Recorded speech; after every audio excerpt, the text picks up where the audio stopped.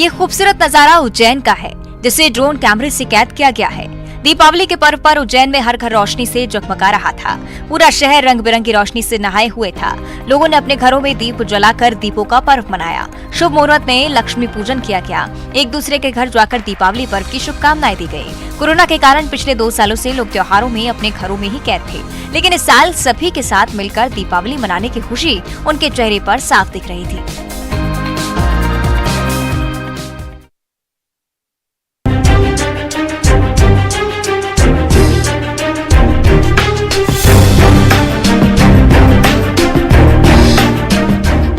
दीपावली की रात नर्मदापुरम के सिवनी मालवा के कबाड़ के गोदाम में अचानक आग की लपटें उठने लगी।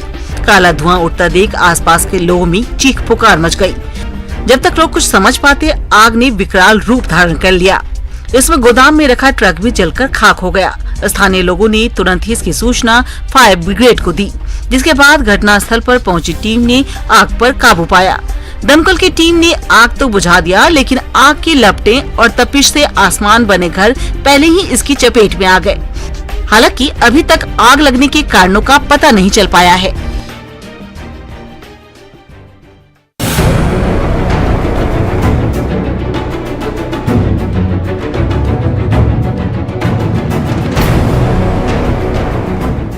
ग्वालियर से भी दीपावली की रात आग लगने की घटना सामने आई। यहाँ के सागरताल इलाके में स्थित एक फर्नीचर गोदाम में आग लगी, जिससे गोदाम में रखा लाखों का फर्नीचर जलकर खाक हो गया। बताया जा रहा है कि आग रात 3 से 4 बजे के बीच लगी। घटना की सूचना मिलते ही पुलिस और दमकल की टीम मौके पर पहुंची। सुबह के करीब 9 बजे काबू पाया गया, लेकिन उससे पहले ही आग ने पूरे गोदाम को अपनी चपेट में ले लिया था। आशंका जताई जा रही है कि दीपावली की रात आतिशबाजी के दौरान कोई पटाखा अंदर आकर गिरा है, जिससे आग भड़की है।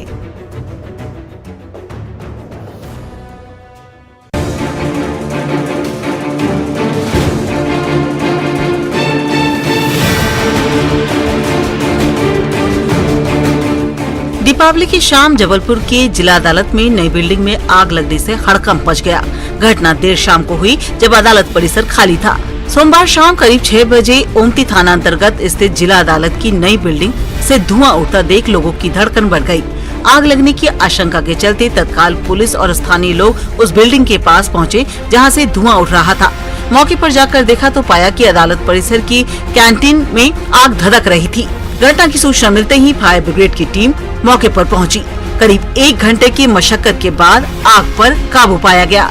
फिलहाल पुलिस घटना की जांच में जुट गई है।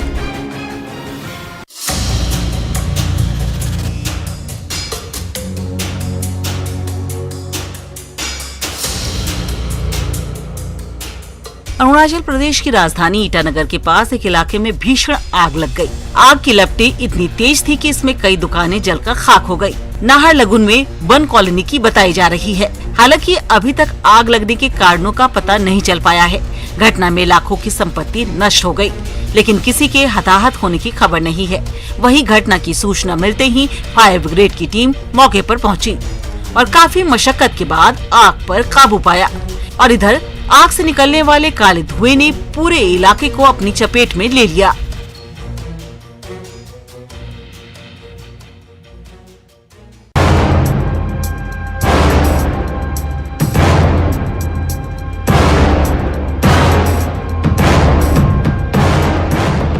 इंदौर के छोटे ग्वालटोली इलाके में एक युवक की हत्या के बाद जमकर हंगामा हुआ। यहाँ दिवाली की रात 2 गुटों के बीच पुरानी रंजिश को लेकर संघर्ष हो गया, जिसमें एक व्यक्ति की मौत हो गई। इस विवाद में 4 लोग घायल भी हो गए हैं, जिन्हें इलाज के लिए अस्पताल में भर्ती कराया गया है। इसके बाद जब घायलों को भर्ती किया गया तो वहाँ भी दोनों पक्षों ने जमकर हंगामा किया। आरोपियों ने अस्पताल परिसर में पिस्टल लहराने का भी आरोप लगाया है। वहीं घटना के बाद से मौके पर भारी पुलिस बल को तैनात कर दिया गया। साथ ही मामले की जाँच भी शुरू कर दी गई है।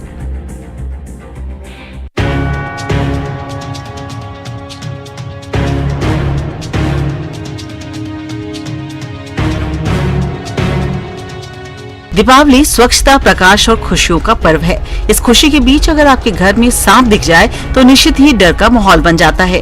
ऐसा ही कुछ हुआ कोरबा के कलेक्टर संजीव झा के बंगले पर। जब लोगों ने घर के पास एक सांप देखा तो बंगले में भगदड़ मच गई। तुरंत इसकी सूचना स्नेक रेस्क्यू टीम को दी गई, जिसके बाद मौके पर पहुंची रेस्क्यू टीम ने सांप का रेस्क्यू किया। तब जाकर सभी ने राहत की सांस ली। बताया जा रहा है कि बिना जहर वाला डोलिया सांप है, जो बहुत ही गुस्सैल और चिड़चिड़े स्वभाव का होता है और ये लोगों को काटने के लिए काफी जाना जाता है। इधर सांप के रेस्क्यू के बाद कलेक्टर ने snake man of Korba Jitendra सारथी के काम की जमकर सराहना की।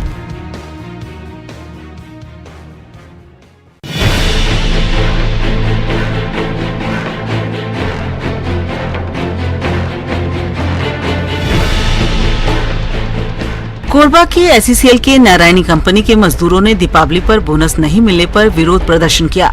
इस बंद में टिपर ड्राइवर सहित अन्य कर्मचारी भी शामिल हुए। इन सभी कर्मचारियों ने काम बंद कर जमकर प्रदर्शन किया। कंपनी के कर्मचारियों का आरोप है कि उन्हें पिछले 3 सालों से बोनस नहीं दिया गया है, जबकि नए नियमों के अनुसार सभी ठेका कर्मचारियों को बोनस का प्रावधान है, जिसके चलते आज उन्हें मजबूरन काम बंद हड़ताल करना पड़ा। साथ ही उन्होंने चेतावनी देते हुए कहा कि अगर उन्हें बोनस नहीं दिया जाएगा तो वे अनिश्चितकालीन हड़ताल पर चले जाएंगे।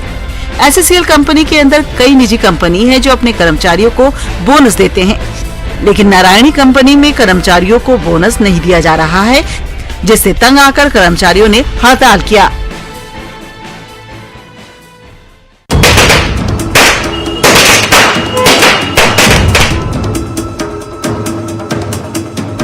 दीपावली पर जमकर हुई आतिशबाजी ने एमपी की आबो हवा बिगाड़ दी है। पटाखों से प्रदेश धुआं है। प्रदेश के कई शहरों में एयर क्वालिटी इंडेक्स खराब है। एक नजर जरा शहरों के एयर क्वालिटी इंडेक्स पर डालते हैं। एयर क्वालिटी इंडेक्स 0 से 50 तक अच्छा माना जाता है। 51 से 100 तक AQI संतोषजनक होता है और 101 से 200 तक AQI मॉडरेट की श्रेणी में आता है, जबकि 201 से 300 तक AQI खराब माना जाता है। एमपी के इन शहरों का AQI इसी रेंज में है। इस हवा में सांस लेने में भी दिक्कत है। पटाखे जलाने को लेकर एमपी में कई पाबंदियां हैं, लेकिन लोग ये पाबंदियां भूलकर जमकर आतिशबाजी करते नजर आए। ये आतिशबाजी खुशी तो देती है, लेकिन पटाखे एयर पॉल्यूशन का कारण भी है। शहरों का ये एयर क्वालिटी इंडेक्स बता रहा है कि पटाखों ने हवा का क्या हाल किया है। ऐसी हवा जो सांस लेने के लायक ही नहीं है।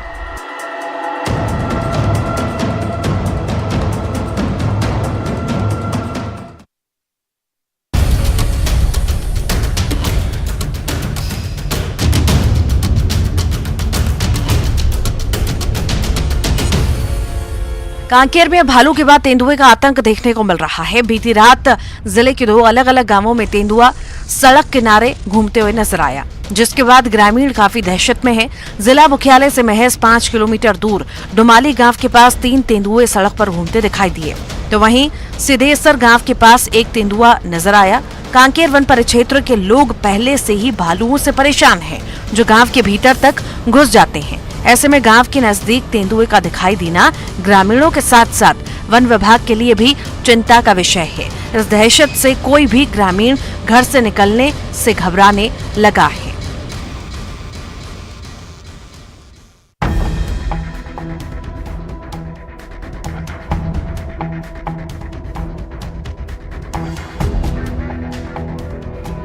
छत्तीसगढ़ के कई जिले हाथियों से प्रभावित हैं। यहाँ वन क्षेत्र और रिहायशी इलाकों के नजदीक होने से अक्सर हाथी रिहायशी इलाकों में घूमते नजर आते हैं। मुंगेली के लोरमी वन परिक्षेत्र में भी हमेशा हाथियों की मौजूदगी देखने को मिलती है। लोरमी के खुड़िया वन क्षेत्र में इन दिनों 7 हाथियों का झुंड मौजूद है। डोंगरगढ़, बिजरा कछार, भूत कछार इलाके में हाथी घूम रहे हैं, जिससे इन क्षेत्रों के रहवासी काफी डरे हुए हैं। लेकिन इस दौरान ऐसे भी लोग हैं जो जानबूझकर अपनी जान जोखिम में डाल रहे हैं। कई लोग यहाँ सेल्फी लेने के लिए हाथियों के पास जा रहे हैं, जिसके चलते हाथी हिंसक हो जा रहे हैं और लोगों पर हमला कर रहे हैं। ऐसी जगहों पर आमतौर पर कोई वन विभाग का कर्मचारी भी नहीं होता, जिससे कई बार लोगों की जान चली जाती है।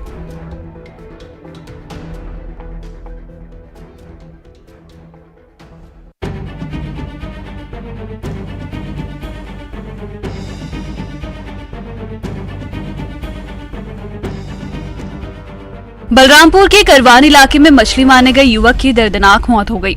युवक सुबह सवेरे महानदी में मछली मारने गया था। इसी दौरान हाथियों के झुंड ने उस पर हमला कर दिया। हाथियों ने युवक को कुचलकर और पत्थर पर पटक कर मार डाला। युवक की लाश महानदी में तैरती हुई मिली। बताया जा रहा है कि इस इलाके में लगभग 35 से 40 हाथियों का दल मौजूद है। इधर घटना की सूचना मिलते ही मौके पर भारी संख्या में ग्रामीण मौजूद हैं। वहीं घटना के बाद पूरे इलाके में दहशत का माहौल बना हुआ है।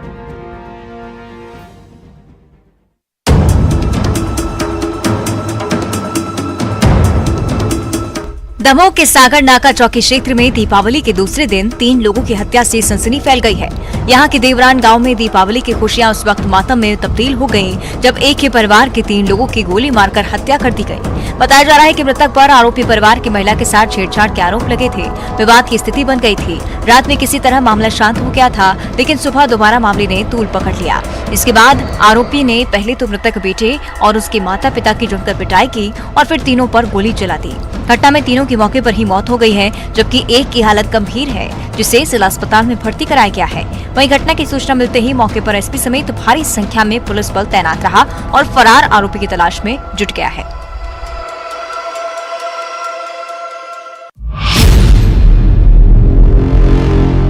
देवास के भोपाल रोड पर जैतपुरा के पास स्थित पेट्रोल पंप पर जमकर विवाद देखने को मिला।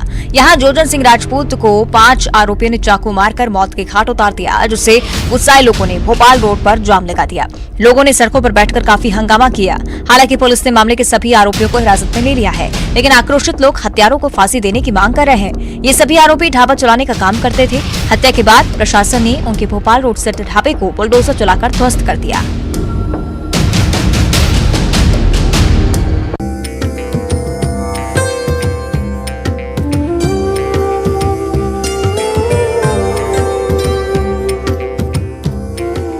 देश भर में दीपावली पर्व की शुरुआत बाबा महाकाल के धाम से होती है। हर बार की तरह इस साल भी महाकाल मंदिर में धूमधाम से दिवाली मनाई गई। इस खास मौके पर महाकाल लोक की रौनक देखते ही बन रही थी। श्री महाकाल लोक में 1,11,000 दिए जलाए गए, जिससे पूरा मंदिर परिसर रोशन हो गया।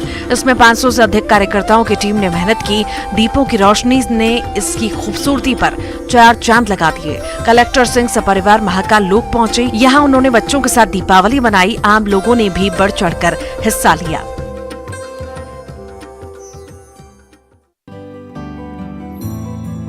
मंदसौर में सूर्य ग्रहण के असर का साया बाजार और मंदिरों में भी छाया हुआ है। सूर्य ग्रहण से पहले सूतक काल लग गया है, जिसके कारण अधिकतर बाजार बंद हैं और कई मंदिर के कपाट भी नहीं खुले हैं। मंदसौर के बाजारों में सन्नाटा पसरा हुआ है। अधिकतर दुकानें और शोरूम बंद हैं। केवल फुटपाथ पर बैठे लोग ही दिखाई दे रहे हैं। दीपावली के दूसरे दिन किसानों की दीपावली होती है, जिसमें किसान गाय, बैल, कृषि औजार की पूजा करते हैं। किसानों की दिवाली भी सूर्य ग्रहण के कारण एक दिन देरी से होगी। सूर्य ग्रहण के सूतक के कारण अधिकतर मंदिर के कपाट नहीं खुले हैं। यहाँ के प्रसिद्ध भगवान पशुपतिनाथ महादेव मंदिर पर भी आज ग्रहण का असर साफ देखा जा रहा है। सुबह 4:30 बजे मंदिर के कपाट खोले गए थे। भगवान के प्रतिदिन की तरह आज भी मंगला आरती की गई और उसके बाद मंदिर के गर्भगृह में प्रवेश वर्जित कर दिया गया।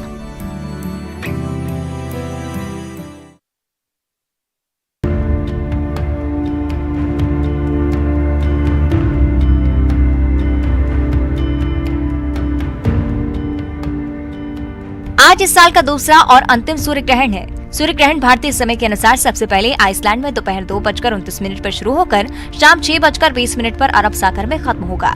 हमारे देश में सूर्य ग्रहण शाम करीब 4:29 से शुरू होकर शाम 6:09 पर खत्म हो जाएगा। इस साल 30 अप्रैल को पहला सूर्य ग्रहण 2022 को लग चुका है। ये सूर्य ग्रहण भारत के कई राज्यों के साथ साथ छत्तीसगढ़ में भी देखा जा सकेगा। ग्रहण समाप्त होने से पहले ही सूर्यास्त हो जाएगा। ज्योतिष आचार्यों के मुताबिक इस बार दीपावली पर 150 साल पुरानी परंपरा टूटेगी।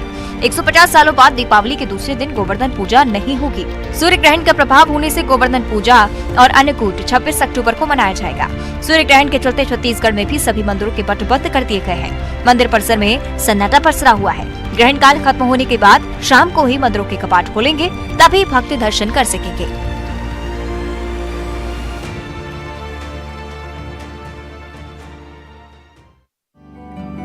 सच ही कहा जाता है कि माँ की ममता का कोई मोल नहीं होता है। माँ अपने बच्चे के लिए अपनी जान न्यौछावर कर देती है। माँ की ममता क्या होती है, ये तस्वीर बताने के लिए काफी है। अपने बच्चे को डूबते हुए देख मम्मा डॉगी ने उसे पानी में छलांग लगाकर पानी से बाहर निकाल लिया और उसकी जान बचा ली।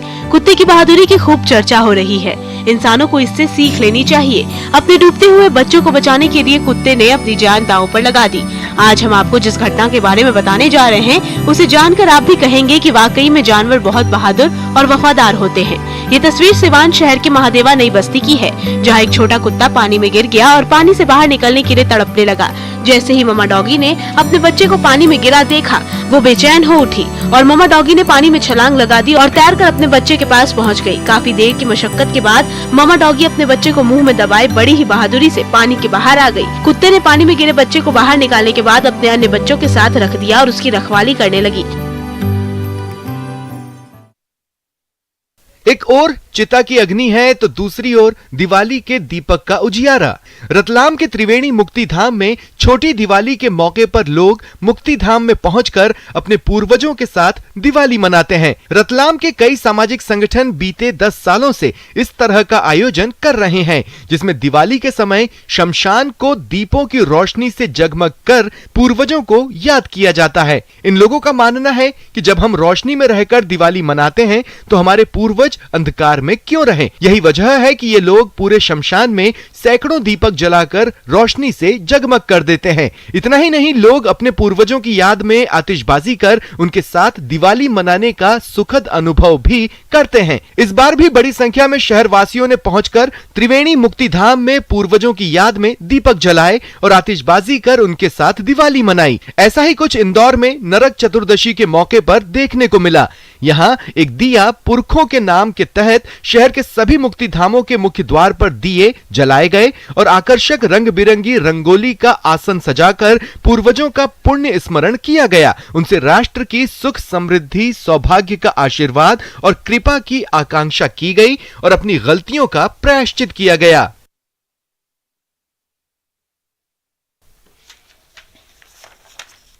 पहाड़ अपनी संस्कृति, लोक मान्यताओं और रीति रिवाज परंपराओं के लिए समृद्ध है। लोक मान्यताओं में यहाँ के त्योहारों में भी विविधता देखने को मिलती है। अब दीपावली में लक्ष्मी पूजा की बात हो तो पहाड़ में गन्ने से होने वाली पूजा का भी अलग पहचान है। दीपावली के दिन पहाड़ में गन्ने की इस लक्ष्मी को पूजने का विधान है। सालों से चल रहा ये प्रचलन और परंपरा आज भी कायम है। कुमाऊं अंचल में घर घर में गन्ने से लक्ष्मी की ऐसी मूर्ति तैयार की जाती है जिसमें 3 भागों में गन्ने को काटा जाता है, जिसके बाद कांसे की थाली में चावल अनाज रख मूर्ति का निर्माण किया जाता है। नींबू से माँ लक्ष्मी का मुखौटा तैयार होता है, इसे घूंघट में रखा जाता है। इसके बाद माँ का जेवरों से श्रृंगार कर दरबार में खीले बतासे मिठाई चावल से पूजा की जाती है। हालांकि नई पीढ़ी को भी इस परंपरा से जोड़ा जा रहा है। दरअसल दीपावली धनतेरस पर्व किसानों, प्रकृति प्रेम और ऋतु परिवर्तन से जुड़ा है।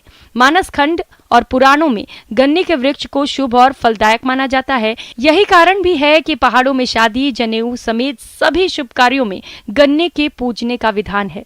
जानकार कहते हैं कि महालक्ष्मी का एक नाम गजलक्ष्मी भी है और समुद्र मंथन के दौरान उनके स्वागत के लिए हाथियों द्वारा अभिषेक भी किया गया और हाथी को सबसे प्रिय गन्ना है।